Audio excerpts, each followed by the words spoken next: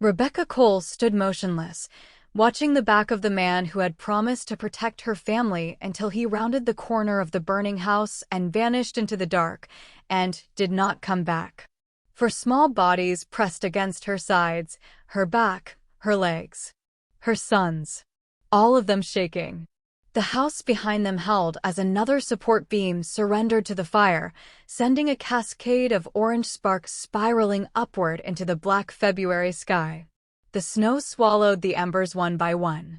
The warmth those flames threw across Rebecca's face was the last warmth she had left in the world, and it was killing her.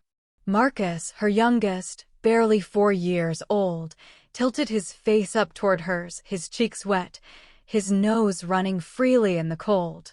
He had one sock on and one sock off. She didn't know when that had happened. "Mama," he said, "where did our house go?" Welcome to Roses and Revolvers, where every story leaves a scar. If stories like this keep you on the edge of your seat, hit subscribe and comment where you are watching from, because the next one might be even darker. The question split something open in Rebecca's chest that she did not think she had the strength to close again. 3 weeks ago, her husband Daniel had been alive. He had come home late, the way he had been coming home late for months, kissed her on the cheek, kissed each of their sons on the forehead, and gone to bed without saying a word about the men who were already watching their street. 2 days later, he was dead. The official report said accident. Rebecca had seen the look on the detective's face when he said it. She hadn't pushed back. She had 4 boys to keep breathing. Now she had nothing else. The legal notice had arrived 11 days ago. Then the warning calls that weren't really warnings, they were invitations to disappear quietly. Then, tonight, the sound of something shattering downstairs at 2 a.m., and the smell of accelerant curling up the stairwell before the smoke alarm could finish its first scream. She had grabbed the boys and run. That was all she'd had time to do. No documents. No money. No phone. It was still plugged in on the kitchen counter, 3 feet from where the kitchen no longer existed. No neighbors close enough to see the glow yet. No one who would open their door in this neighborhood at this hour for a crying woman with 4 children, and no explanation that would make sense in under 60 seconds. Just Rebecca and her sons on a patch of frozen ground across the street, watching everything burn. Liam, her oldest at 9, had stopped crying. That was the thing that scared her most. He stood slightly in front of the 3 younger ones, Marcus, the twins Owen and Eli, 6 years old and pressed together at the shoulder the way they always were when they were afraid, and Liam held his arms out slightly to his sides. Like something in him had already decided that his body was a wall now, and a wall did not get to cry. Rebecca's hands were shaking so badly she couldn't make them stop. $11. That was what was in her coat pocket. 2 5s and a single, retrieved from the laundry change dish on the dresser as she ran. She had not even thought to grab shoes for Marcus, and now she had her own shoes off and had wrapped her scarf around his feet, and she was standing in the snow in her socks, and none of that was the thing that was going to kill them. The thing that was going to kill them was that someone in this city had paid to burn her home down. And whoever had paid for it already knew it hadn't worked. She looked at her sons. Liam, still holding his invisible wall. The twins, their identical faces smudged with smoke. Marcus, looking up at her from inside her arms, waiting the way children wait, with the absolute and devastating certainty that their mother would not let the story end here. She had no idea what she was going to do. Then she heard tires on the snow. The black sedan came slowly, not the speed of someone lost, not the speed of a rubbernecker drawn by the fire. Deliberately. The headlights swept across Rebecca and her boys, and the car stopped. The door opened. The man who stepped out was tall, broad-shouldered, wearing a charcoal suit that had no business being in a snowstorm at 3 in the morning. He did not rush. He stood for a moment and looked at the burning house. Then he looked at Rebecca. He looked at Marcus's bare feet wrapped in a scarf. He looked at Liam's outstretched arms. Then he did something Rebecca had not expected from a man who looked like that. He crossed the street, and he knelt down right there in the snow, one knee, suit and all, until he was at eye level with her boys. "Are any of you hurt?" His voice was quiet. Not gentle exactly, but careful. The voice of someone who understood that a loud sound right now could break something irreparable. For small head shook no. The man nodded slowly. He looked up at Rebecca then, and she saw something flicker in his dark eyes, not pity, not strategy, not the cold calculation she had been bracing for. Something older than any of those things. "My name is Isaac," he said. "And you're not staying out here." The roof collapsed at 3:17 a.m. Rebecca felt the shockwave in her sternum before she heard it, a deep, percussive boom that sent a tower of fire mushrooming into the February sky and pushed a wave of scorching air across her face. Marcus screamed. The twins buried their faces in her sides. Liam didn't flinch, and that stillness in her 9-year-old was becoming the most frightening thing about this night. She pulled them tighter. Her socked feet had gone numb 10 minutes ago. She couldn't feel her fingers anymore, but she could feel the boys, their small ribcages expanding, contracting, still breathing, still here, and she held on to that like it was the only true thing left in the world. The neighbors' lights were coming on now. Too late. Too far. No one was running toward them. Marcus had stopped asking about the house. He had started asking something worse, in the small, fractured voice of a child whose brain is trying to build a category it has never needed before. "Mama, are we going to be okay?" Rebecca opened her mouth. Nothing came out. Because across the street, past the burning skeleton of everything she owned, a dark shape had appeared at the far end of the road. Then another. Then headlights, not one pair, but 3, moving in tight convoy formation, unhurried, deliberate. The kind of unhurried that didn't mean safe. The kind that meant whoever was inside didn't need to rush, because the road already belonged to them. Her body went cold in a way the snow hadn't managed. "They found us already." The thought detonated in her chest. "Daniel's been dead 3 weeks and they already." The convoy stopped.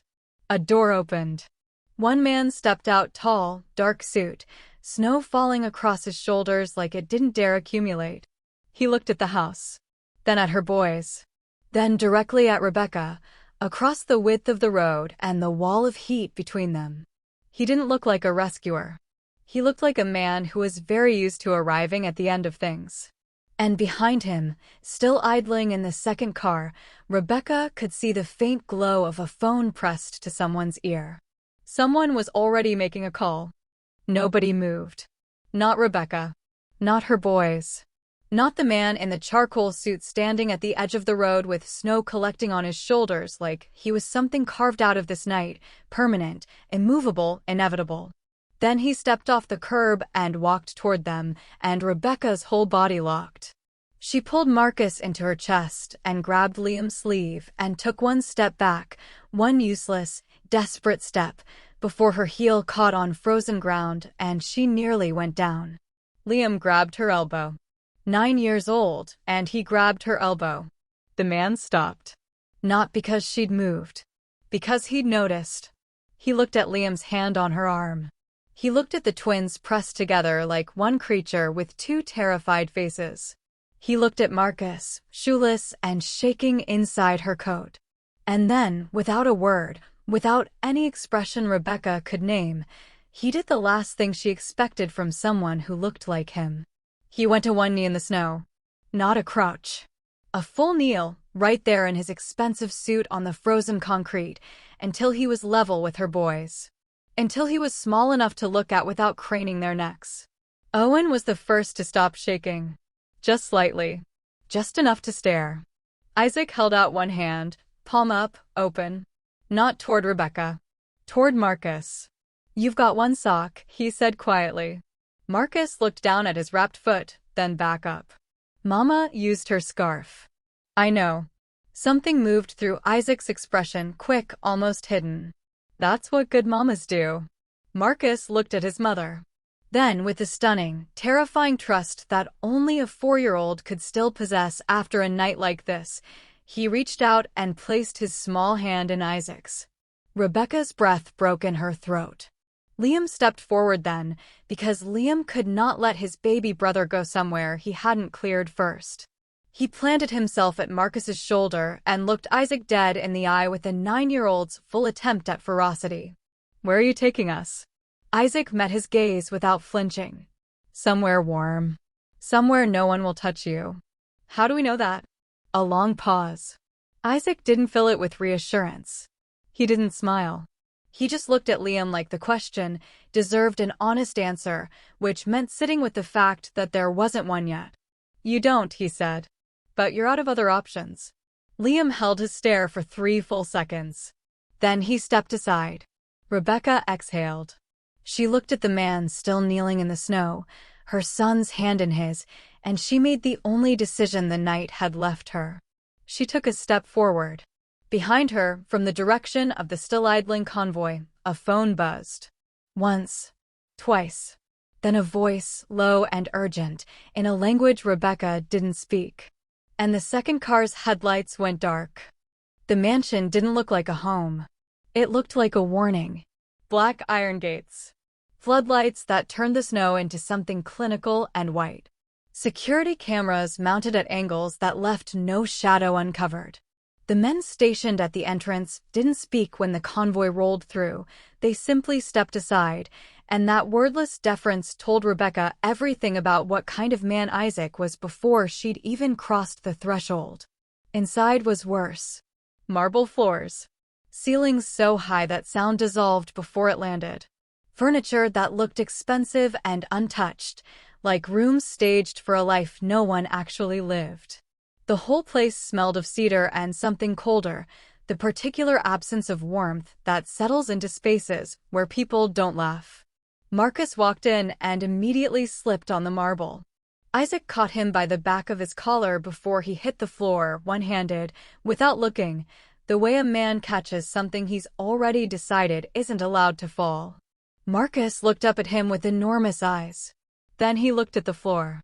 Then, despite everything, despite the fire and the snow and the sock still missing from his left foot, he laughed. It was the smallest sound.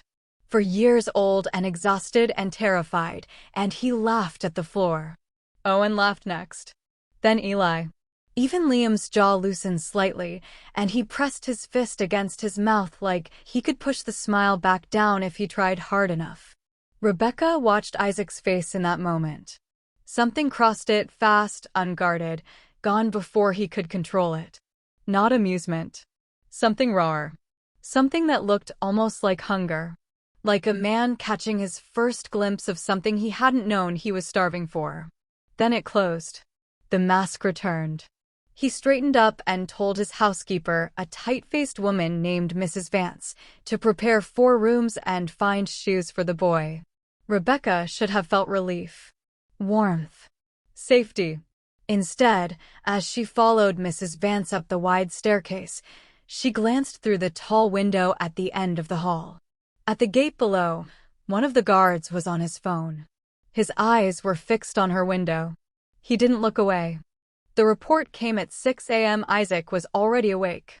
He stood at the floor-to-ceiling window of his study, coffee untouched on the desk behind him, watching the first gray light bleed across the city skyline. He hadn't slept. He told himself it was habit. 20 years in this business had rewired his body to treat silence as a threat and stillness as a trap. He didn't examine it beyond that. His head of security, Rourke, knocked twice and entered without waiting for an answer. That alone told Isaac it was bad. 3 men at the site, Rourke said, dropping a tablet on the desk. Showed up 40 minutes after the fire department cleared out. Not press. Not insurance. They were photographing the foundation, pulling debris, asking the responding firefighter which direction a woman with children had gone. Isaac looked at the images on the tablet. The men wore civilian clothes, but moved like former military, systematic, unhurried, professional. The kind of men who didn't need to rush because they were very good at finding things. Who sent them? Working on it. But Rourke paused, which he almost never did. There were 2 separate teams. Different cars, different approach angles. They didn't appear to be working together. Isaac set the tablet down slowly. Two separate factions. Already. Before sunrise. He looked at the ceiling above him, toward the east wing where 4 boys were sleeping in rooms that had never held children before, and felt something shift in his chest. Not fear. He'd burned that particular emotion out of himself a long time ago. Something more dangerous than fear. Something that felt like it had already made a decision without consulting him. Double the gate rotation, he said. Nobody in or out without my direct clearance. And pull the guard from the east corridor, Dimitri. Rourke went very still. That's a serious accusation. It's not an accusation. It's a precaution. Isaac turned from the window. There's a difference. Act like there is. Rourke left. Isaac stood alone in the quiet, running the math he didn't want to run. The woman had been in his house for less than 3 hours, and already 2 separate groups were hunting her trail. That wasn't the behavior of people looking to silence a witness. That was the behavior of people racing each other to a prize. Rebecca Cole was not just a loose end. She was a key. And multiple hands wanted it badly enough to bleed for it. He picked up his own phone and pulled the file his people had assembled overnight on Daniel Cole, the dead husband. Accountant. Clean record. Unremarkable life. He scrolled to the last entry, added 4 hours ago by his analyst. One anomaly. 3 months before death, Daniel Cole accessed a government archive server that has been officially decommissioned since 2019. It is not decommissioned. Isaac read the line twice. Then he heard, from somewhere deep in the east wing, the sound of small feet hitting marble and a child's laugh cutting clean through the silence of his fortress like a blade through silk. He closed the file. Whoever was coming, they were not going to find her. Not yet. But downstairs, in the kitchen, Mrs. Vance was helping Marcus into a pair of borrowed socks, and her eyes drifted once, briefly, to her phone sitting face down on the counter. It was already vibrating. If you made it this far, you're not just watching, you're part of this story now. Subscribe, and I'll see you in the next one. She found it in Marcus's coat. Not hers. Not one of the older boys. Marcus's, the smallest one, the one she'd grabbed from the hook by the door in those last 15 seconds before the stairwell filled with smoke. The tiny navy blue puffer with the broken zipper pull that Daniel had safety pinned shut because he kept meaning to fix it and never did. Rebecca had been laundering the coats in the basement utility room, needing something to do with her hands while the boys slept, when her fingers hit something hard sewn into the lining. Not a pocket. Not a seam. A deliberate incision, restitched by hand, tight and clean. Daniel's stitching. She knew it. He'd repaired a torn backpack strap for Liam once, sitting at the kitchen table with his tongue between his teeth, swearing quietly every time the needle slipped. She had laughed at him for an hour. Her hands were shaking as she pulled the lining open. A drive. Matte black, thumb-sized, no markings. She sat down on the cold floor and held it in her palm, and the full architecture of the last 3 weeks reassembled itself around this single object. The late nights. The men on their street. The detective's face when he said the word accident. The legal notices that weren't legal. The fire. Daniel hadn't been unlucky. Daniel had known.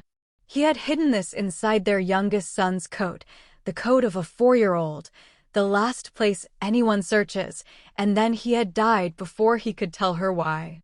What did you find? She thought. What did you find that was worth all of this? She closed her fist around the drive. She had to tell Isaac. That was the rational thought, clean and clear. He had the resources. He had the walls. He needed to know what he was actually protecting. She stood up and found Isaac already standing in the doorway. He wasn't looking at her face.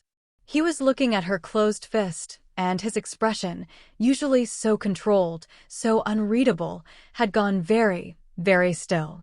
Behind him, Rourke appeared at the corridor's end. He said 2 words. They're inside. They neutralized the intruders in 4 minutes. 2 men, professional, carrying equipment that wasn't available to civilians. Isaac's team handled it quietly, efficiently, in the sub-basement where the sound wouldn't carry to the east wing. No gunfire. No names given. Isaac stood over the one who was still conscious and asked a single question. The man looked up at him with bloody teeth and laughed. That was when Isaac understood the scale of what was sitting on that drive. He went back upstairs and closed the study door and opened 3 encrypted channels simultaneously. What came back over the next 40 minutes dismantled every assumption he'd been operating on since the fire. The drive Daniel Cole had died for didn't just contain evidence. It contained a ledger, names, dates, wire transfers, connecting the city's sitting mayor directly to a network of ghost contracts that had quietly siphoned $400 million in infrastructure funds over 6 years. Judges, police commissioners, 2 federal liaisons. And threaded through all of it, the financial signatures of every major crime family in the city, all operating under the same silent umbrella, all protected by the same men who wore badges and gave speeches about law and order. Daniel Cole had been an accountant. He had found the receipts. By noon, Isaac's phone had rung 11 times. He answered none of them. By 1 p.m., Rourke walked in and placed a printed intercept on the desk without speaking. Isaac read it once. Dead or alive. Cole woman and asset. $2 million. Source, verified. Rourke cleared his throat. It went out on 4 separate networks simultaneously. Mayor's office, Caruso family, the Triads, and someone we haven't identified yet. Isaac, he paused. They named you. Anyone harboring her is a secondary target. There's a number attached to your head, too. Isaac set the paper down. How much? Rourke's jaw tightened. More than they've ever put on anyone in this city. The room held that silence for a long moment. Outside the window, the city gleamed cold and indifferent under a pale winter sun, a city that had just declared war on one man for the crime of pulling a woman and 4 children out of the snow. Isaac thought about Marcus's hand in his. About Liam stepping aside. About the sound of small feet on marble cutting through a fortress that had never once felt like a home. Then he picked up his pen and drew a single line through the intercept. Get Rebecca, he said quietly. She needs to see what her husband died for. Rourke nodded and moved toward the door. He stopped with his hand on the frame. Isaac. One of the 11 calls you didn't answer, it was the commissioner. He's not on the ledger. Isaac looked up slowly. He's the one who compiled it. The call came at 3 p.m. through a channel that shouldn't have existed. Isaac answered it because only 4 people in the world had that number, and he'd personally buried 2 of them. The voice on the other end was measured, patrician, the kind of voice that had spent decades in rooms where decisions got made and consequences got assigned to other people. Isaac recognized it immediately. Vincent Caruso, 71 years old. Ran the Eastern Seaboard's most untouchable operation from a brownstone in the financial district and hadn't personally touched anything illegal in 30 years. You've created a problem, Caruso said. No preamble. No theater. I've solved one, Isaac said. A pause. The woman and the drive. Hand them over by midnight. Your operations stay intact. Your people go home. We erase tonight and return to a profitable arrangement. Another pause, heavier than the first. This is the only call you'll receive, Isaac. There won't be a negotiation. Isaac looked through the study window at the east wing. Through the glass, impossibly, he could hear Owen and Eli arguing about something. The ordinary, petty, sacred argument of 2 6-year-olds who had survived a fire and woken up hungry and alive. I heard you, Isaac said, and ended the call. He sat for exactly 60 seconds. Then he opened his floor safe, removed 4 bound ledgers, 20 years of his own operations, names, routes, accounts, the infrastructure of everything he'd built, and carried them to the fireplace. Rourke appeared in the doorway and went absolutely rigid. Isaac. Every alliance on those pages is now a liability, Isaac said. Anyone who can be flipped has already been contacted. We burn it, or they use it against us. That's your entire leverage. Everything that keeps us protected was already sold the moment Caruso made that call. Isaac fed the first ledger to the flames. Then the second. We fight clean. We fight with nothing. That's the only way this ends, with those kids still breathing. Rourke watched 20 years of empire turn to ash without another word. Isaac fed the last ledger in and straightened up. Then his phone lit up. A message, no sender. 4 words and an image. The image was the East Wing, taken from inside. Stay with me until the end, because this story will shock you to the core. Before we continue, don't forget to like this video. Hit subscribe and comment where you're watching from. Now, they came at 2 a.m. 16 men. For entry points. Coordinated to the second. Isaac had been expecting them since 3 p.m. The estate's power died first, a clean cut at the external junction box, professional, textbook. What they didn't know was that Isaac had rewired the nursery wing to a separate generator 6 hours ago. While the rest of the mansion plunged into darkness, a single corridor stayed lit, warm, quiet, locked from the inside, where Rebecca sat on the floor between 4 sleeping boys with her back against the door and her niece pulled to her chest and her eyes wide open. Isaac moved through his own house in the dark like he'd been born in it. He'd spent 20 years learning that the man who controls the terrain controls the outcome. He'd mapped every shadow, every sight line, every choke point in this building before the first team breached the east gate. Rourke held the ground floor with 4 men. Isaac took the stairs alone. The first 2 invaders he redirected. The next 3 he stopped permanently. He moved without hesitation, without sound, a man who had surgically removed every emotion except singular, focused clarity, the kind that only arrives when something worth protecting is 15 feet away behind a locked door. On the other side of that door, Marcus had woken up. Rebecca heard him stir and pulled him silently into her lap, pressing her lips to his hair, her hand flat over his mouth, gentle, firm. Don't speak. Don't move. I have you. He understood in the way small children understand things that transcend language. He went still against her chest, his small fist wrapped in her shirt, his eyes enormous in the dim light. Eli and Owen were awake now too, pressed together against the far wall. Liam was crouched at Rebecca's shoulder, facing the door. 9 years old, holding a fireplace poker from the bedroom hearth. The corridor outside went silent. Then a single knock. 3 short, 1 long. Isaac's signal. Rebecca exhaled and reached for the lock. The door opened.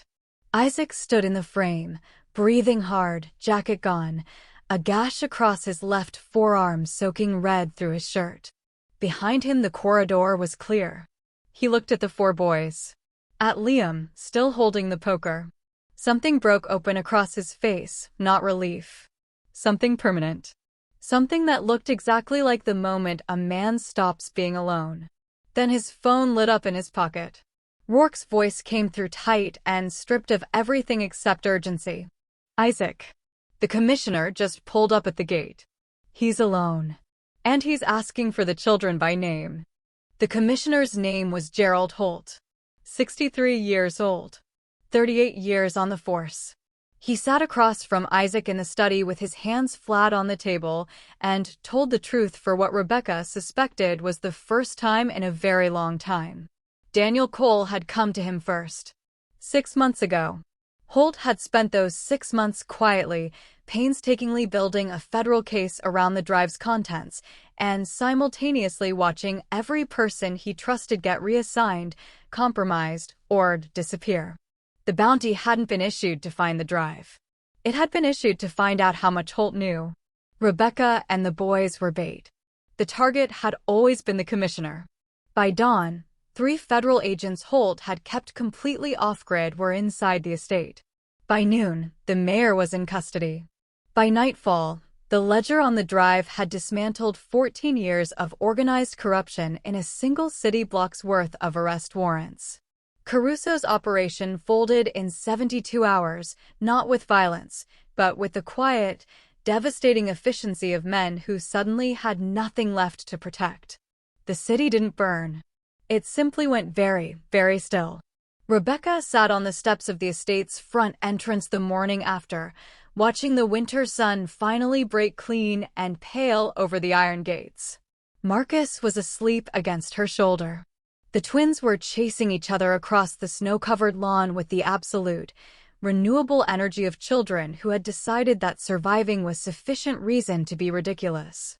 Liam sat 2 steps below her, elbows on his knees, watching them. After a long moment, he said, "Are we going to have to move again?" Rebecca looked at the back of his head. Her careful, serious, burden-carrying boy. "No," she said, and meant it for the first time. She heard the door open behind her. Isaac sat down on the step above, coffee in hand, bandaged arm resting on his knee. He didn't say anything. Neither did she. The 4 boys made enough noise for all of them. After a while, Marcus stirred and looked up at Isaac with heavy eyes. "Are you going to be our dad now?" The question landed in the cold air and stayed there. Isaac looked at Rebecca. She looked at him. And somewhere across the city, in a federal holding facility, a man who had not yet been named in any warrant, a man whose signature appeared on no ledger, whose face appeared in no photograph, who had stayed 3 careful layers behind everything, picked up a clean phone, and began to dial. Isaac answered Marcus's question 3 days later. Not with words. With a set of keys. He drove Rebecca and the boys 40 minutes outside the city to a house he'd owned for 11 years and never once slept in. A wide, cream-colored colonial on a quiet street with a yard that backed up against a tree line and a porch that caught the afternoon light in a way that had made him buy it once, long ago, for reasons he hadn't let himself examine. He unlocked the front door and stood aside. Marcus went in first. Then the twins, shoulder to shoulder as always. Then Liam, who stopped in the doorway and looked at Isaac with those careful, measuring eyes and said nothing, which, from Liam, meant everything. Rebecca was last. She stood in the entrance hall and looked at the dust motes turning slowly in the winter light and pressed her hand flat against the wall the way you do when you need to confirm that something is real. "Isaac," she said quietly. "It needs paint," he said. "The boys can choose the colors." She turned and looked at him. Really looked, the way she hadn't allowed herself to in the chaos of the last week, through fire and snow and siege and revelation. She saw the man underneath the empire he'd just burned. Steadier than she'd expected. Quieter. Tired in a way that had nothing to do with sleep.